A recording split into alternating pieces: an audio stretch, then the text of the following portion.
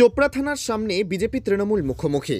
জানা যায়, রাজ্যব্যাপী বিজেপির 7 দফা দাবি নিয়ে বিভিন্ন থানায় স্মারকলিপি প্রদান কর্মসূচি হচ্ছে আজ।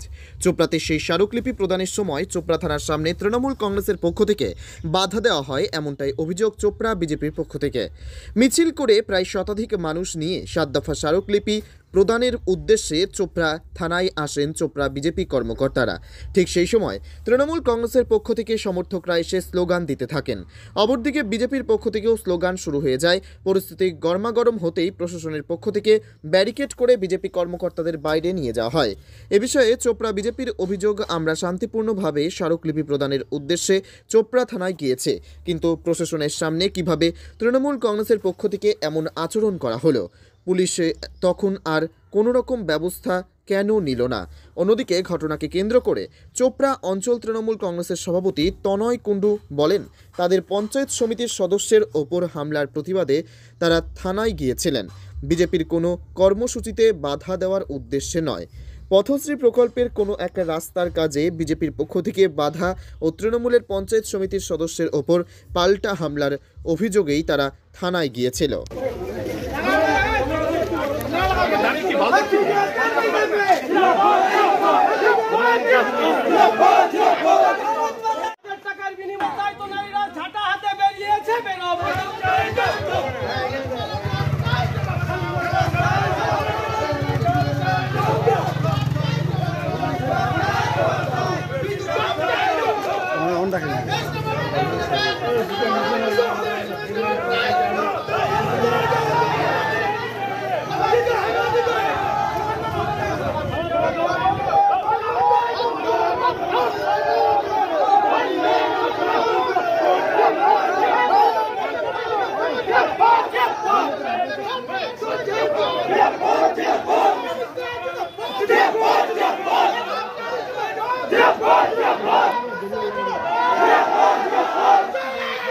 সন্দেশখালীর ইস্যু নিয়ে সারা পশ্চিমবঙ্গ তথা ভারত উত্তাল।